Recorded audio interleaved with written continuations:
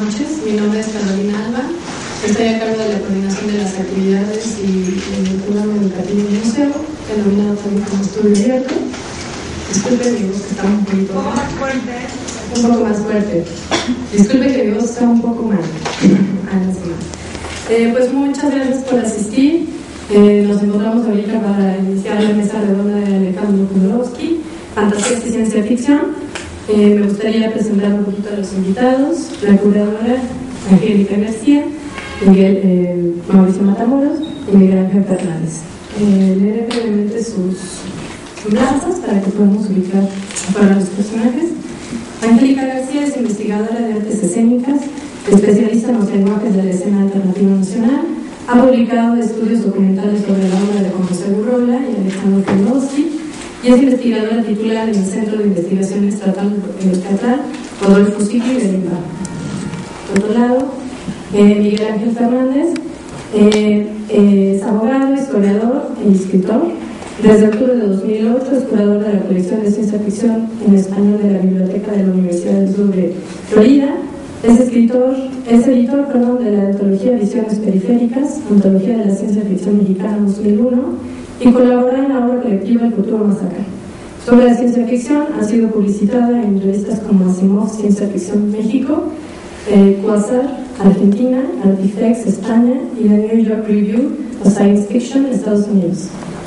Mauricio Matamoros estudió periodismo en la UNAM. Durante 5 años se desempeñó como reportero de la sección cultural del diario 1+1 y como articulista de su suplemento Sábado.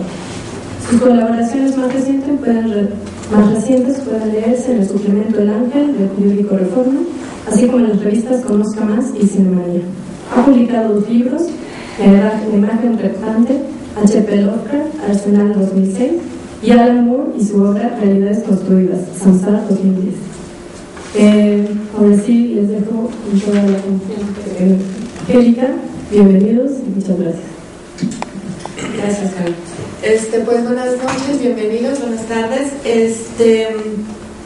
Yo quisiera hacer solamente una breve introducción sobre la experiencia curatorial para armar esta exposición, que parte de una revisión donde el Carrillo Gil retomará 2 imágenes muy destacadas de la cultura en México en los años 50, sobre todo que fueron representantes de esa década, que son Alejandro Jodorowsky y Juan José Gurrola. La primera exposición es esta de Alejandro, la segunda será de Juan José Gurrola. Y ambos artistas destacan porque en el panorama de la segunda mitad del siglo XX en México, estos 2 artistas intervinieron la realidad desde múltiples disciplinas. Y realmente en el panorama yo creo que no hay otras figuras como ellos dos. Y bueno, específicamente en esta exposición, dada el carácter del espacio, que es el gabinete gráfico, nos estamos enfocando hacia una revisión desde la gráfica de cada uno de estos artistas. En el caso específico de Alejandro Jodorowsky, más que un artista gráfico que él dibuje, él realmente se ha desarrollado como un guionista. Y la exposición trata de ser una revisión cronológica de su incursión en el cómic, partiendo de la idea de que México fue como una especie de laboratorio para Alejandro, donde desarrolló y exploró sus múltiples cualidades y sus múltiples afinidades, ¿no? Y bueno, entonces aquí empieza a hacer cómic. Algo de lo que me siento muy contenta es haber logrado exhibir los 6 números del primer cómic que hizo aquí en México, que es Aníbal 5, que es este cómic de ciencia ficción del que solo se editaron 6 números y nunca antes se habían exhibido. Esto fue en el año 66. Más adelante, en el siguiente año, Alejandro empieza a hacer Las Fábulas Pánicas, donde efectivamente él ya dibuja y tienen un éxito muy grande, y empieza como una especie de ejercicio donde Alejandro asume esta responsabilidad de él dibujar y proponer desde una idea de que no tiene dinero y de que está como pasando por un mal momento, y queda esta colaboración que se publicaba en el Heraldo de México todos los domingos, se sostiene durante 6 años, lo cual viene a colocar a Alejandro como en el ideario de muchos jóvenes que en esos años se estaban formando. Y bueno, cada domingo Alejandro, con este discurso místico, iniciático, estuvo todos los domingos ahí. Después también intentamos en esta exposición no podemos dejar de lado que Alejandro Jodorowsky es un hombre multifacético. Y bueno, la idea era también dar este panorama, que no nada más Alejandro es un guionista de cómic, sino también, y todo relacionado con su estancia en México, aquí empezó dirigiendo teatro.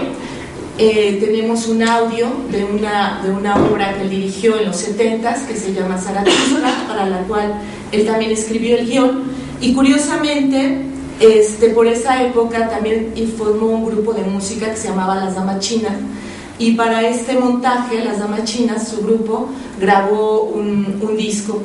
Este es el audio que podemos escuchar en la sala.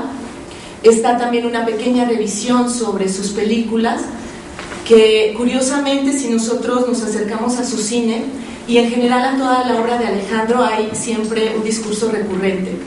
Y bueno, en sus cómics, como en parte de su filmografía, podemos encontrar imágenes muy similares.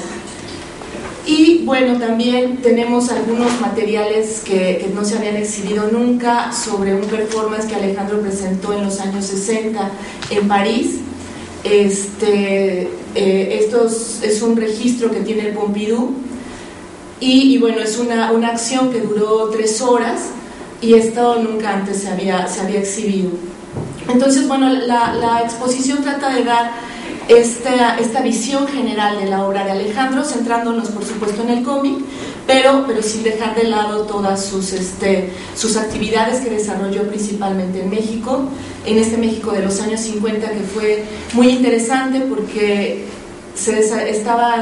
los protagonistas eran una serie de intelectuales mexicanos que ahora pues son muy reconocidos: Felgueres, Juan García Ponce, Vicente Rojo y mucha de Lilia Carrillo. Y Alejandro siempre tuvo una cualidad muy interesante, que fue reconocer el talento en los otros, y supo siempre hacer equipos. Entonces, generalmente las obras que desarrolló aquí en México siempre fue en complicidad con otros creativos. Por ejemplo, editó una revista muy interesante que se llama Crononauta, que es una revista de ciencia ficción, que si suben a la sala se exhiben los únicos 2 números que se publicaron, pero también está sobre la cajonera. Tenemos los facsimilares para que la puedan ojear, porque en esta revista se recogen una serie de textos, desde textos como Manuel Felgueres escribiendo ciencia ficción, como colaboraciones de Marcel Duchamp o Fernando Arrabal. Entonces, bueno, realmente Alejandro tiene esta capacidad de acercarse y hacerse cómplice de toda la gente, de gente muy valiosa, que en ese México de los años 50 también había como otra geografía que permitía que los artistas tuvieran un intercambio mayor, y Alejandro lo supo explotar muy bien. Y ya cuando sale del país, realmente Alejandro aquí pudo hacer sólida toda su carrera. Y bueno, en general esto es la idea general de la exposición, y me gustaría dejarlos con Miguel Ángel, que ya va a hablar de cosas como mucho más concretas sobre la obra de Alejandro, y sobre toda esta parte de la ciencia ficción y la fantasía. Muchas gracias. Muchas gracias al museo.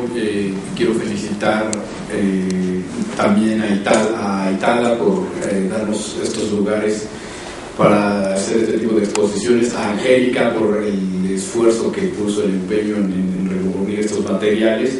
Había muchos de ellos de los que yo solamente había oído hablar, y era un mito que publicó más de un número de Aníbal 5, y tiene otra serie de cómics de ciencia ficción que yo jamás había oído nombrar, y eran así, nada más se hablaba de ellos como mitos. Ahora ya los podemos ver, ya están aquí exhibidos. Y bueno, Alejandro Jodorowsky, yo no soy quien para hablar de él en cuanto a la revolución cultural que trajo, porque no es mi especialidad. Simplemente decirles que yo me encontré en una librería de viejo el primer ejemplar de Crononauta sin saber ni siquiera qué cosa era. O sea, de Jodorowsky lo único que sabía era pues, los escándalos a los que había dado origen en los años 60, de que lo querían expulsar del país por obscenidades y por rebelarse contra el régimen, etc. Y muchas cosas inventadas. Ya después, como yo ya coleccionaba revistas de ciencia ficción, sobre todo anglosajonas, pues vi que era muy distinto esta propuesta de ciencia ficción que hacía Jodorowsky con René Rebetés, y pues me llamó mucho la atención y la compré. Luego conseguí el otro ejemplar. Si alguien los llega a ver en una librería de viejo, cómprenlo en cuanto lo vean, al precio que sea, porque ya son joyas de colección, ya no se consiguen en ninguna otra parte. Yo ya no los he vuelto a ver en ningún otro lugar. De hecho, hasta el Instituto de Investigaciones Estéticas de la UNAM me pidió que les prestara mis 2 ejemplares para digitalizarlos y tenerlos en su biblioteca, porque no los han podido conseguir en ninguna parte. Pero bueno, vamos a hablar de la propuesta que tiene Alejandro Jodorowsky en cuanto a su aportación a la ciencia ficción. La idea que tiene Alejandro Jodorowsky de la ciencia ficción tiene que ver, está totalmente vinculada al movimiento pánico, que ellos, Arrabal y otros, aunque después se separan, decían que era una continuación del movimiento surrealista, pero algunos ya después empiezan a tener divisiones entre ellos dentro del movimiento pánico, y Alejandro Jodorowsky lo que hace es continuar, porque decía que el pánico era una mezcla de cómic, de pornografía, de cultura popular, de todo lo que quisieran meter ahí en todo lo que todos esos productos subvaluados de la cultura occidental, sobre todo de las últimas décadas. Y él les dio una interpretación nueva a través del pánico.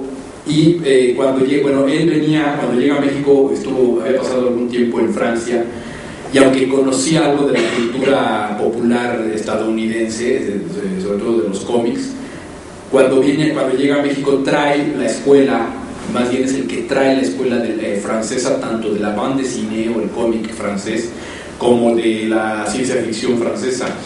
Por ciencia ficción francesa no me refiero a Julio Verne, me refiero a la ciencia ficción de los años 50 y principios de los 60, de Pierre Bersans, de Francis Casac, y estos autores que crearon una revista que primero era la versión francesa de una revista estadounidense que se llamaba The Magazine of Fantasy and Science Fiction, que en Francia se llamó simplemente Ficción, pero que al principio solo incluía en su mayoría traducciones de material de la revista estadounidense, pero poco a poco empezó a adquirir una identidad propia de ciencia ficción francesa, o más bien de europea, porque también traducían autores europeos y los publicaban en esta revista. Entonces él traía esa escuela, y es curioso cómo cuando llega a México conoce aquí al colombiano, que también residente en México, René Rebetés, que René Rebetés es de los... No dicen que es el primer escritor de ciencia ficción latinoamericano, eso no es cierto. El primer escritor de ciencia ficción latinoamericano que se dio a conocer como tal es el argentino Héctor Germán Oesterheld, el creador del Eternauta, que también escribió ciencia ficción, no nada más era guionista, no solo era argumentista, también escribía ciencia ficción. Y también Hugo Correa, un chileno que el propio Ray Bradbury lo recomendó para publicar en Estados Unidos.